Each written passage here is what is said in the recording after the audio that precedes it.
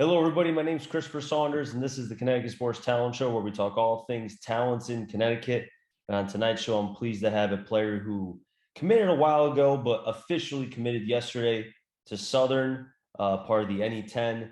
Rob Bernor, who is a tackle for the Seymour Wildcats, saw him plenty of times throughout his career with the Wildcats, and I was finally able to get him on the podcast. Rob, it's great to be able to have you on, man, and congratulations on committing to Southern. Thank you for having me. It's one of those things where I had your quarterback, I had Drezik on during the season, and I have to ask you really quick because I know I know seeing Drezik play was one thing. Yeah. Now you were able to protect him. You were his protector, one of the two, being the tackle that you were. How was it playing next to him almost every play offensively? Oh well, it was really fun because Caden, he can move if he needs to, and it's like, so usually I'm like kicking the guy back on the high field, so he usually steps up, but if he needs to move he can, but he usually gets the ball out pretty fast. We try. I mean, I've tried my best to protect him, and so it's been a very good season. I feel like protecting him was probably one of the best feeling, like the best times I'm gonna have in my life. So it was pretty good.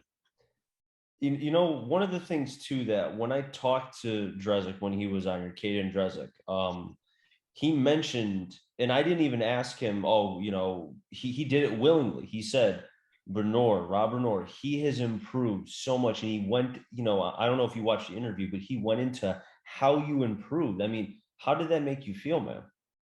Um, Me and Caden are pretty close, so I mean, it felt pretty good. But I mean, he's been me and him have been like before the season talking about like how we think we're gonna do and like Mhm. how we're gonna be as like a team, and we were got results that we wanted. So Now, I yeah. want to go into your career before Seymour. I want to kind of go back a little bit to when you were a kid. How did the game of football find you? I mean, were you always this massive dude that's bigger than everybody? Well, so when I was younger, I mean, I was always like a bigger kid, but like I always played. So football came in later. I played baseball and basketball my whole life. Like since I was like 6, I was always like I always wanted to go far in those sports. And like I think it was when I was like 7 or something. I wanted to focus. I mean, I didn't want to focus. I wanted to play football because like I watched everybody play it. And then since I was a bigger kid, there was like the requirements with weight and height. So I played with the seniors that graduated 2 years ago, and it was a great experience. I loved it. So I played 1 year at Pop Warner, and then I just after that year at Pop Warner, I loved it, but I still loved baseball and basketball more. So I stuck to like playing rec and stuff and like getting myself faster and better. And then during my freshman year, I tried out for football because my mom's like she's like the big like motivator. She tells me all the time. She's like I sometimes I wanted to quit, and she was like telling me no, you have to. I was like okay, and then so I just stuck through it, and then I started lifting weights, and I just got really into it, and then I dropped basketball and baseball because of COVID. COVID was like, I mean, I'm a bigger guy, so playing basketball with a mask is not really like ideal. So I dropped that, and then baseball, I didn't see any like purpose with football, so I just stuck to lifting weights and trying to get better for my senior year Do without the you junior year. So because it was like Mhm. everything was wiped, it was terrible. do you think the fact of you playing multiple sports, like, oh, it's funny because just like Drezik, a baseball player, basketball player, now just basketball and football, obviously. He gave up baseball a couple of years ago.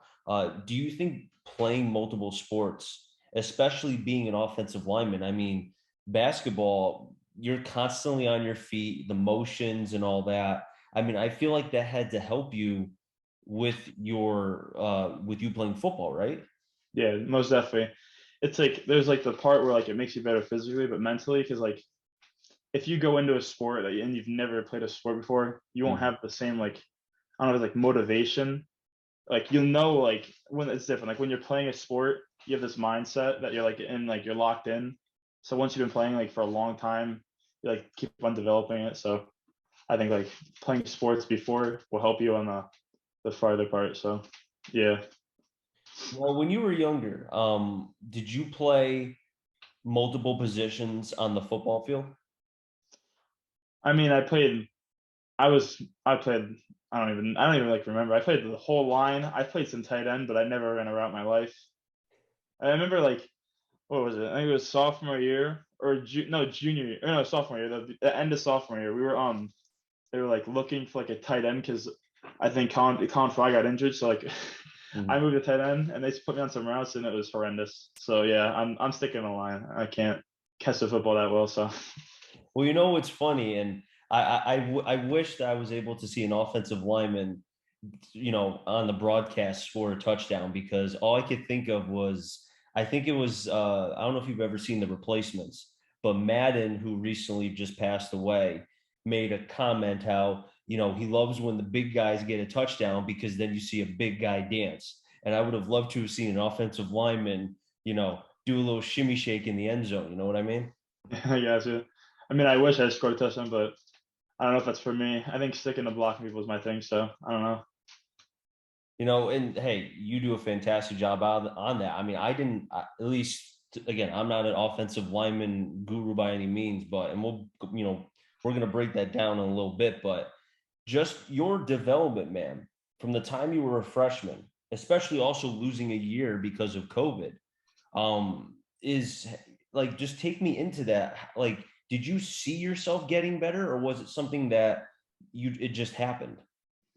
Oh well, I think with my college essay was all around this. It's like the COVID. I don't know. So one day I just sparked. I texted my friends. I'm like, let's start working out. Let's start because like we're all sophomore year. We had our JV season. We went like I'd say like 5-3, and we were all like so excited for senior year. We all wanted to have like a really good season, and I was like, to have a great season, we got to like work out and get ready. So I mean, I think when COVID hit and like we lost it like this season. So I mean, like getting that weight room and like getting ready and prepared to have a good senior season, that was like the big turning point. Because sophomore year, I was like probably like the highest I got was like 330 pounds, and I was like unhealthy, and I wasn't like as athletic as I am. So I Hmm. think junior year, like run it like I made a group chat with all the linemen. We went to the field and we ran laps, we did drills and stuff. So COVID was definitely like the whole turning point for us. And you talk about the fact, and that's something you did willingly. You weren't forced to do it. You reaching out to the linemen and trying to get the necessary work. It's almost in a way that you were the de facto captain of the offensive line, also being the biggest one of them all. Yeah, I texted Coach Kearns one day. I was like, "Is it because like this was like with COVID and I didn't like know if I was gonna like break any rules?" So I was like, "Coach Kearns, can I like get a line together and we can go to the field, get better?" And he's like, "I mean, I don't see why not." So that's how we started that, and then I started going to the gym, and it just all kept on. After time moved on and kept on doing it, we got to the season and we were well prepared for this big season. So yeah. There was a part that you mentioned where you said that you were, unhealthy, maybe the weight was not where you wanted to be. And, I just kind of want to go into that really quick. Do you, what part or when was it where it kind of switched for you? Where, like you said, I need to get better. I need to start taking care of myself if I want to have an opportunity to play at the college level. All right. Well, so sophomore year JV, I was like, we didn't have much like players on the offensive line, so I had my spot. So I was like, I wasn't eating right. I wasn't like taking care of myself. And then like with this whole COVID thing, junior year, we went in and we were like they were in need of a left tackle. I played right tackle like the first 2 years. I moved to left because like we were in need of a left tackle. So I was gonna most likely juniors like start left tackle or get some reps in any other position. So like I don't know. We started working and I was like I need to get faster and stronger if I want to like play at this next level. So that's like I kept on working out. I fixed my diet and I don't know kept working until I was at the potential to be there. And then yeah, I got canceled. So then it just started lifting and getting better. Was there ever a point during what was a very long year of not having high school football? Was there ever a point for you where you started to, and I think everybody did at least one point where they started to doubt or things start to be like, is this ever going to be better?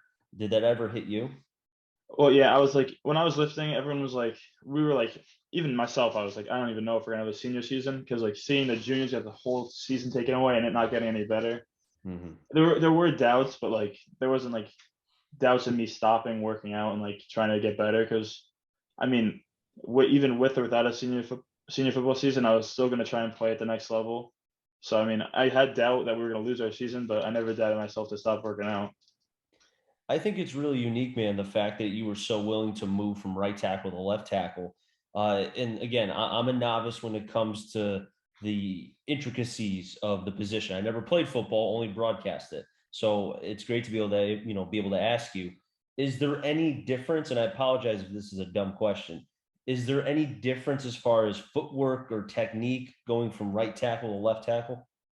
It took me like, I mean, the biggest thing was probably like pass setting. It's like it's a whole different thing. Like you have to kick with your left and go the other way. So that was probably the only like big difference. I didn't see like because we like throughout the season ran like a tight end sometimes to my side. So it was like I don't know, it didn't feel like that different, but once you're there and like you know how to like run the plays, you know who to go to, and you're confident in yourself, I don't really see a difference in it. Yeah, and speaking of the tight end, you had a very good tight end as Yeah, well, Dylan, right? yeah, sophomore. Yeah, he's another big, he's massive. I know. He's And gonna then do I big think there was things. another kid on the line too, Page, right? Was that his name? Yeah, Yeah, Dylan Page.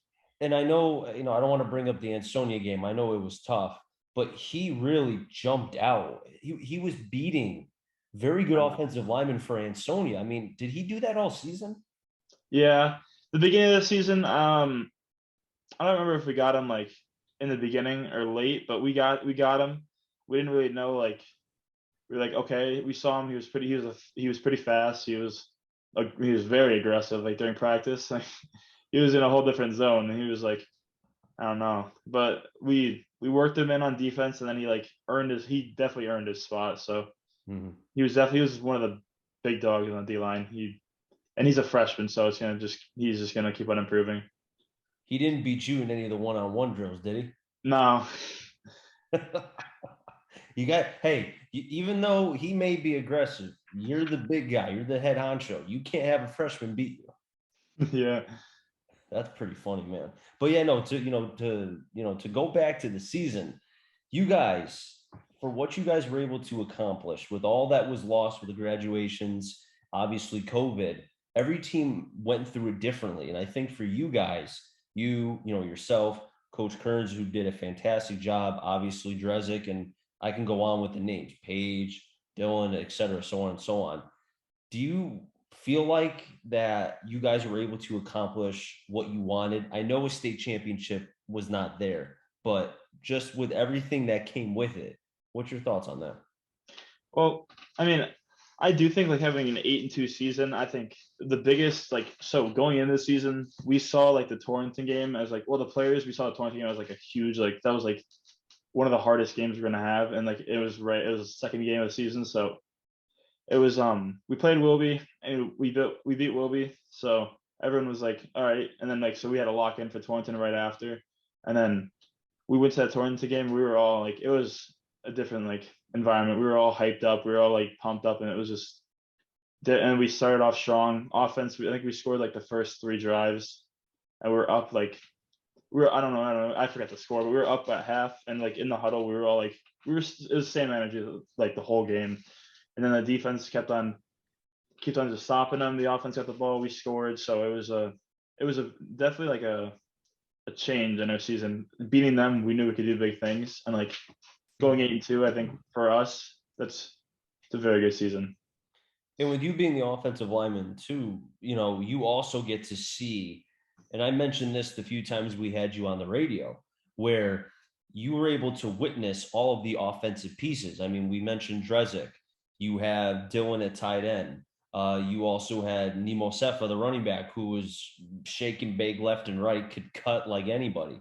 Obviously, the wide receiver talent. You had multiple, like you had I told this to Coach Kearns. I was like, you have all the toys to be able to play with. You have all these pieces that are just so unique. I mean, you being able to witness it, how was that seeing all those offensive pieces?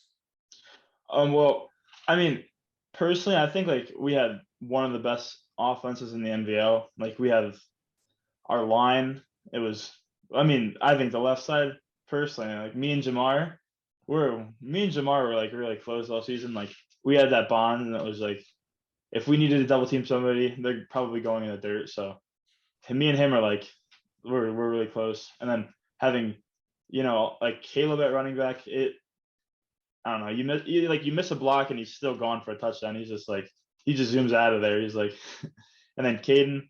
I mean, I don't even understand sometimes. I pass block. Caden's like, I don't know where the hell Caden is. I look for Caden. He's like 10 yards on the field scrambling.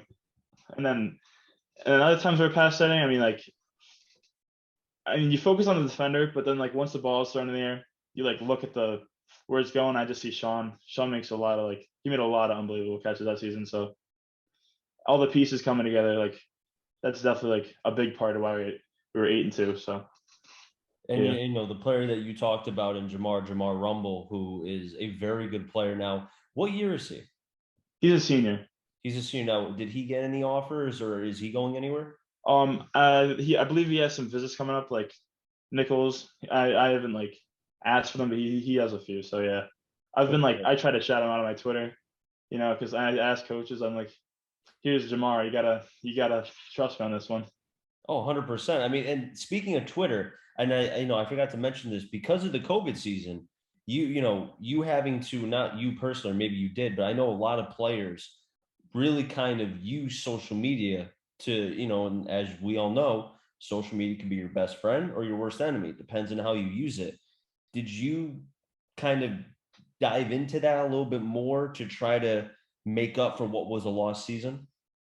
Well, my junior year, I didn't even have Twitter on my phone, so it was Mhm. like I junior year there was these little camps that I went to, like the University of Rhode Island and like Bryan, all like these like D1 school camps that I went to, and like I was working there, and then like they were all talking about like following on Twitter, and I was like, the hell's Twitter? So I mean, I downloaded it and I just followed them all. I didn't even understand any of it, and then Mhm. I started like once the season started and I saw like everybody making Twitters and stuff, I made mine. And then after every game, I went home for like I'd probably say an hour and a half, and I like finished my film for that game.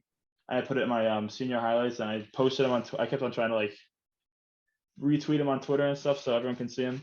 Mhm. So I think Twitter was probably one of the biggest like helpers because Twitter is like one of the hugest platforms out there for recruiting. Oh, it's massive, especially to try to be able to get yourself known and seen. You know what I mean? Yeah. Now I kind of want to go back to the season real quick. Now, finishing the season 8-2, you lose to Ansonia both in the regular season, but also in the state playoffs as well. When the season was over, what was the conversation like? What was the feeling? I mean, I know obviously you and the rest of the seniors, it was your last time suiting up as Wildcats. It was I mean it before I mean so let's go back to like sophomore year. We were all like the seniors like were all like how they acted after the game, like they lost and it was like the last game. We didn't fully understand it. Like we were like, oh, why are they so upset and stuff? But like and that night after like we lost and we had to take off our pads and stuff, it got really emotional and it was really hard to like take off the jersey for the last time. But I mean, thankfully I get to play at the next level, but nothing's gonna beat like playing Wildcat football in the Valley. So yeah. Yeah, it's hard to replicate that, being able to replicate Valley League football, NVL football. But even with the loss, closes one door, another one opens. You having the opportunity to be able to go to Southern. Take me into that. How did you and Southern end up becoming a perfect match? So Coach Weiss, the line coach, he reached out to Coach Kearns and he wanted to come to school to like visit me and get to know me. And I was like, right as he got there, I was like, yeah, Southern's my first choice. So, and then he was like, he's glad to hear that because he says like I have like a when I'm on that field, I have like a mentality that nobody else has. So he wants me to like he gave me an offer like when he came to school and met me for the first time, and I was like to my mom, I was well, so me wanting to commit, I wanted to commit a while ago, but mom was like, let's keep the door open, let's see what else comes in, let's just wait it out. I was like Southern. I was saying Southern throw. You can ask anybody. I was like Southern from like day one, and it was just like Southern, Southern, Southern. So I went to the visit. I went there 3 times. I went there on 2 visits, or a game day visit against Stonehill. And I went through the locker room. I went through the whole game day thing. I went to an official visit where me and then the head coach, Coach Godek, and Coach Eggerling all walked around the campus, and they showed me around, and they were like telling me they really want me. So I was like, I told mom after we got in the car, I was like, can I commit now? And she's like, no, not yet. So I was like, this is the place. And she was like, just wait a little bit more. So then I was like, okay. And then after the New Haven visit, we went there right after. And then I was like, can I do it this time, please? And she said, yeah. So I did it there. And yeah, I knew I wanted to go to Southern for a long time. What was it about Southern that attracted you so much? Was it the school? Was it the coaching? Was it the pedigree of the offensive lineman that they've had? What was it? Well, me and so I think it's one of the biggest things is like the coaches, like how they like they treated me when I went there. It was like not like more of like a business thing when I went there. It was more like a personal, because I went to a visit, because like there's visits that are like 10 people. You might get shoved in the back, like not talked to. And then so I went during the week with a one-on-one, and it was like probably the best thing I've ever experienced. They were really nice to me, and they treated me like royalty, and it was just, and it's also not far from home, so that's good too. Because I didn't want to go to like, I mean, Franklin Pierce is like, I don't know, like 3.5 hours. I think that's too far for me. So Southern was like, I think it's a great fit for me. And then Coach Weiss, their line coach, me and him like hit it off when he came to the high school. So that's when I knew. Was there any conversations? I mean, if you can share, what were the conversations like with Coach Weiss? Um, so he came to the school, and then I was like nervous because I wanted to make a good first impression, because Southern was my number one. I'm nervous for all these things coming in with colleges and stuff, because I'm like one bad move, I slip it up. And Mhm. but he came in and we hit it off. He was like telling me how he thinks, like he watched my film. He thinks I'm like a really aggressive player, and I could be a great asset to their offense. And then I was like, I was the whole time I was like, yeah, Southern's my number one choice. I was asking him, can I commit today, like joking around and stuff. So then I at the end he was like, Coach Kearns was in that meeting, so he was like, yeah, we're gonna offer you, and then talk money later down the line. So I was like, I didn't know what that meant really, because I was like, okay. And then so he talked to Coach Kearns, and then Coach Kearns came out. He was like, I don't know, he's just saying like good job and stuff. And I was like, I was so confused if I'd gotten offer or not. And then he sent me like a picture that says offer, and I was like, oh, nice. So I posted it out. I told my mom, and I was like, my mom was like, my mom's very like, she wants things scheduled. So she was like, when can we go on the visit? And I was like, I don't know. So I texted him, and then I was in the Stonehill, and then you can't really see the coaches on the game days, but I Mhm. talked to Coach Weiss. I don't know, we just kept on talking, and it was a strong bond. So I can't wait. I'm excited to go there and work with him. You know, offensive linemen are kind of like I equate it to a pitcher and a catcher because you need to have that relationship because you're pitching for multiple innings. I mean, as you would know, a former baseball player need to have that chemistry. You need to almost have that same wavelength. Same thing for an offensive line coach. I mean, I think about the great offensive line coaches, Scarnecchia, Joe Philbin with the Cowboys. There's been plenty of others who have kind of come through. And the biggest thing that I've read when when the offensive line coaches talk is that they talk about the relationships, the camaraderie, being on that same page. Do you feel like that you and Coach Weiss, it sounds like as soon as you talk to him, you hit it off?